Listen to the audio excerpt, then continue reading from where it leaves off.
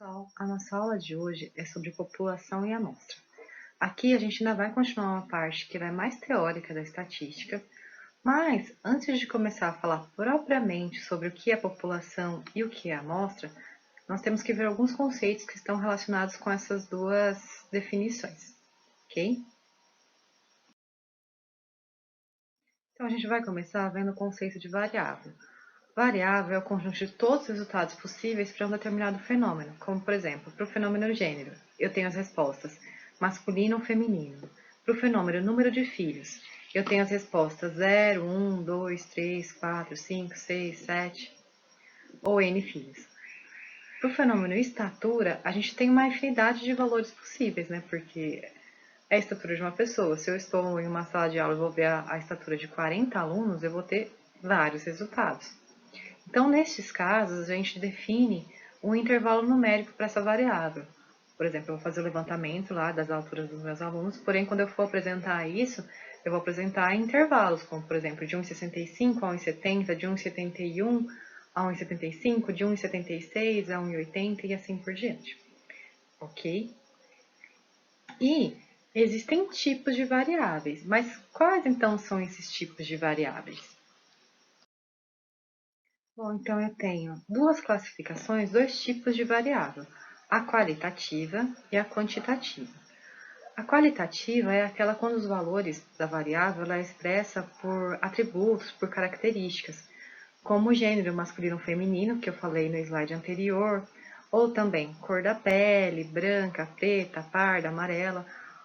É assim, falando de um modo menos matemático, menos estatístico e um pouco menos rigoroso, uma variável qualitativa, desculpa, a variável qualitativa é aquela em que não é expressa por um valor numérico, ela é expressa por uma característica, por uma palavra, mas não por um número, ok?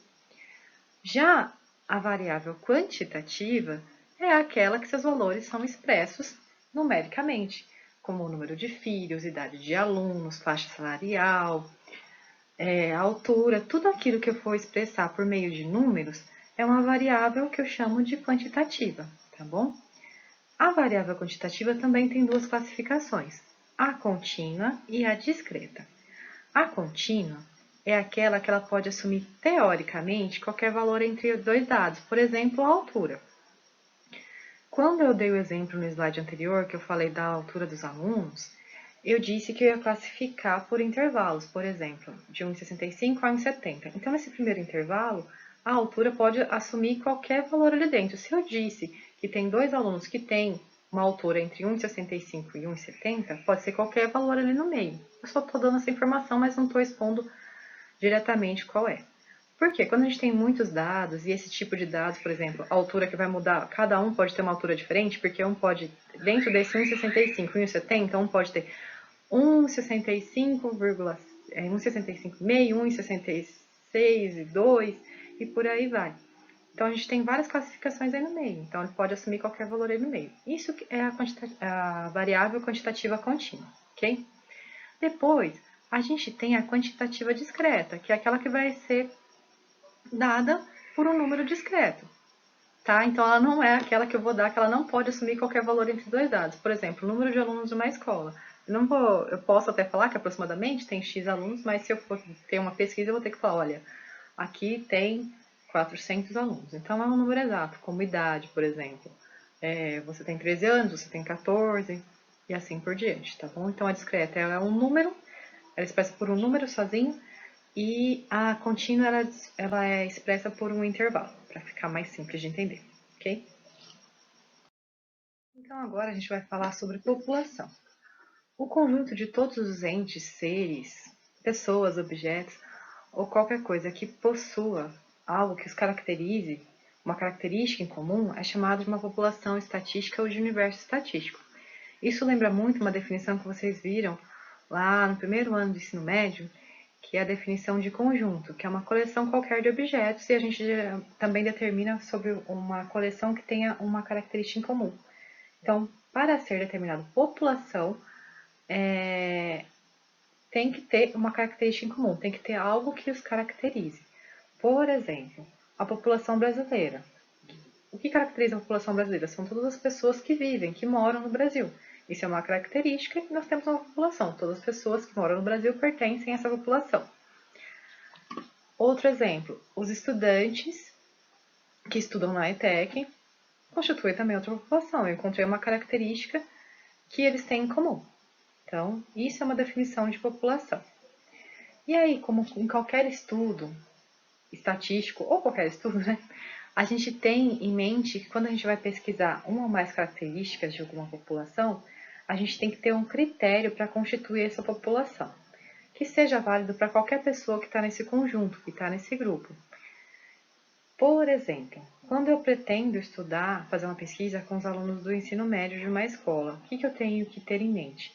Se eu quero fazer com aqueles alunos do ensino médio que estão cursando ainda o ensino médio ou aqueles que já terminaram ou, dependendo da pesquisa, independente se já cursaram ou já terminaram. Mas eu tenho que ter muito bem estabelecido qual é esse critério. Se eu quero só os alunos que estão estudando, então eu não posso pegar ninguém que já terminou. Se eu quero os alunos que são egressos, que saíram do ensino médio, então eu só posso pegar os alunos que são egressos do ensino médio. Agora, o que vai determinar isso? O tipo de pesquisa que eu vou fazer. Por exemplo, se eu quero saber quais são os alunos que estão cursando ao mesmo tempo o ensino médio e o ensino tecnológico, como vocês estão fazendo, eu vou ter que pegar lá nos alunos do ensino médio e fazer a pesquisa, ver quais deles também fazem algum curso técnico. Se eu quero saber aqueles que já cursaram o ensino médio, porém agora estão fazendo técnico, então eu quero aqueles que já terminaram o ensino médio. Então, tudo vai depender do que eu for pesquisar. Mas eu tenho que ter em mente que isso tem que estar muito bem estabelecido para a gente não ter dado colhido errado. E lembra que eu falei lá na outra aula, quando a gente vai coletar dados, a gente tem que ter isso muito bem organizado. Né? Lá na crítica a gente corrige os erros. Se eu quisesse só aluno do ensino médio, tivesse um que já tinha terminado o ensino médio, então teria um errinho aí.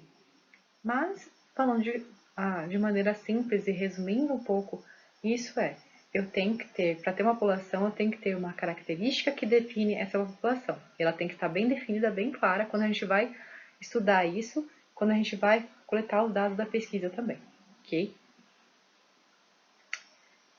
E agora a gente vai para o próximo tópico. Lembra que lá no início, meu primeiro slide era sobre a população e amostra. Agora eu defini o que é população, que é todos os elementos que pertencem a um grupo estudado que possui uma característica em comum. Agora nós vamos para a próxima definição. Bom, então agora a gente vai ver o que é a amostra. A amostra é uma parte da população a ser estudada. Muitas vezes a gente não consegue fazer uma pesquisa com toda a população, pelo tamanho da população, pelo tempo hábil que a gente tem para fazer isso. Então a gente pega só uma parte dessa população. E a maior parte dos estudos que são feitos, as análises são feitas com uma parte dessa população-alvo, ou seja, ela é feita com uma amostra. E para garantir que essa amostra seja significativa, ou seja, que ela esteja representando a população, a gente tem que tomar cuidado que essa amostra ela tenha todas as características que a população toda tem. Existem casos em que a complexidade é alta e é difícil pegar uma amostra que seja realmente significativa. Lógico que não é possível, mas exigem processos mais complexos. No entanto, existem outras que são bem fáceis de fazer, como por exemplo, para amostras de qualidade de produtos ou materiais de uma determinada marca, por exemplo, de uma determinada indústria. É muito mais fácil para você coletar uma amostra daquilo que seja significativa, que tenha a característica do tudo. E a seguir a gente vai ver alguns tipos de amostragem, de técnicas para coletar as amostras. Uma técnica especial que ela é chamada de amostragem, como eu já estava falando, que ela serve para recolher amostras e ela garante o tanto quanto possível acaso nessa escolha. Dessa forma, qualquer elemento da população ela tem a mesma chance de ser escolhido. E isso faz com que a minha amostra ela seja mais significativa, ela tenha mais representatividade. Quer dizer que a população vai estar baseada nesses resultados obtidos com essas amostras da população. Quer dizer que ele vai estar refletido nessa amostra da população. Tá? E a gente vai ver 3 técnicas de amostragem. A amostragem casual simples ou aleatória simples é realmente a mais simples delas 3. Ela é simplesmente, a gente pega uma população, enumera essa população de 1 até n, por exemplo, tenho 90 pessoas, vou numerá-la de 1 até n, e vou depois usar um dispositivo eletrônico, que seja um software no computador ou um aplicativo no celular, e vou fazer um sorteio aleatório das pessoas. É simplesmente isso. Eu vou numerar as pessoas, os elementos, na verdade, não estou falando pessoas, porque a maioria das pesquisas que a gente faz é com pessoas, mas eu vou numerar os elementos da minha população, todos eles, e vou sortear um determinado número de elementos. É isso. Aqui eu coloquei um exemplo simples, né, da amostragem simples ou casual, que é o seguinte. A gente vai obter uma amostra representativa para a pesquisa de estatura de 90 alunos de uma escola. Então, o que eu vou fazer? Primeira coisa, ó, eu vou numerar esses alunos de 1 a 90, então eu vou para cada um dar um número. Vou lá na frente, cada um fala, você é 1, você é o 2, você é o 3, até o 90. E depois, aqui é bem rudimentar esse estilo que eu coloquei aqui. A gente escreve os números de 1 a 90, papeizinhos, pedaço de papel, coloca dentro de uma caixa e sorteamos, por exemplo, 9 números. Esses 9 números, eles equivalem a 10% da amostra. Então, eu sorteio 9 números e vou ver quem são essas 9 pessoas e vou anotar a altura delas. Simples assim. O segundo tipo de amostragem que a gente vai estudar é a amostragem proporcional estratificada.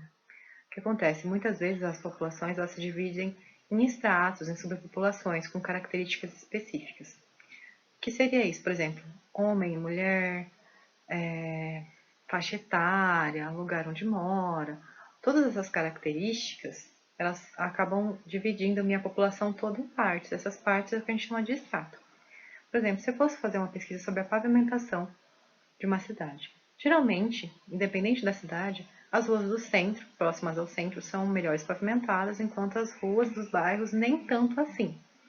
Então, se eu fizesse uma pesquisa e a maior parte das pessoas que eu coletei para essa pesquisa fossem do centro, minha pesquisa ia ficar tendenciosa de que todas as ruas estão uma maravilha, que são boas, porque eu peguei pessoas do lugar onde a pavimentação era boa. No entanto, se eu faço o contrário e pego a maior parte da minha população dos bairros, e vamos supor que nesses casos a pavimentação está ruim, eu vou ter então que a pavimentação da cidade é ruim, o que dá a entender que todo lugar é ruim, que também não é verdade.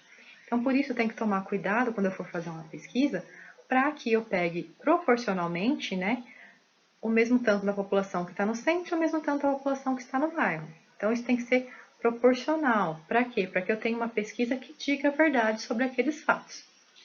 Tá bom? Então, a gente vai ver um exemplo no próximo slide. Para dar o exemplo, eu vou pegar a mesma situação anterior daquela escola com 90 alunos. Então, eu vou supor que dos 90 alunos, 54 sejam meninos, aqui, 54 meninos, e 36 sejam meninas. E eu quero ter uma amostra proporcional estratificada dos dois gêneros, masculino e feminino. E eu quero uma amostra, de novo, de 10% da população. Então, eu peguei essa tabelinha aqui para ajudar a gente um pouquinho. Então, vamos lá. Aqui, do sexo masculino, eu tenho 54 meninos. Então, o que eu vou fazer? Calcular quanto que é 10% de 54. Eu tenho aqui 5,4. Então, aqui eu vou acabar pegando 5 meninos. 5 meninos por que se deu 5,4, né? Aqui eu peguei as técnicas de arredondamento mesmo. Se essa casa decimal é menor do que 5, eu arredondo para baixo. Se ela fosse maior, eu arredondaria para cima. Agora vamos ver aqui, das meninas. Eu tenho 36 meninas, 10% de 36 é 3,6. 3,6 eu vou arredondar para cima, porque aqui essa casa decimal é maior que 5, então eu vou pegar uma amostra de 4 meninas. Vocês lembram que lá no exemplo anterior eu falei que queria uma amostra de 10% do total? Então, aqui eu tenho 90 alunos, 10% de 90 são 9 alunos. E aqui eu somando esse 5 com esse 4, vai dar 9 que está aqui, ok? Então, para eu coletar uma amostra proporcional estratificada, eu vou ter que pegar 5 meninos e 5 meninas.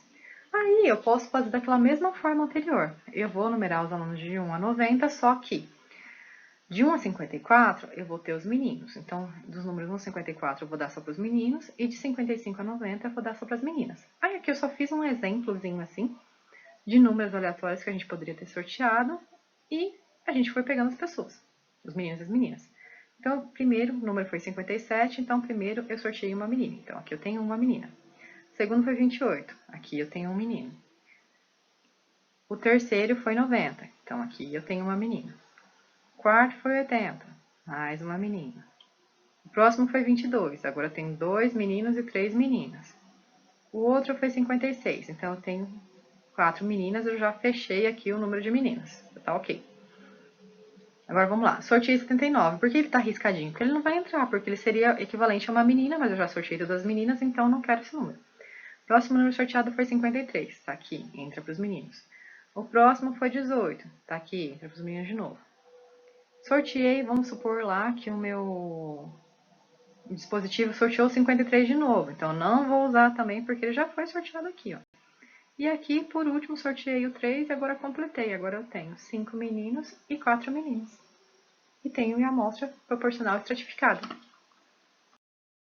O terceiro e último tipo que a gente vai ver na nossa aula é a amostragem sistemática. A amostragem sistemática é quando meus elementos eles já têm uma ordem, uma numeração, por exemplo, como lista de chamada com os alunos, fichas de hospitais que são numeradas, casas que também são numeradas, então a gente já tem ali um sistema de numeração. Então falta só nós impormos um sistema de classificação para isso, que é o que a gente chama de, então, de amostragem sistemática.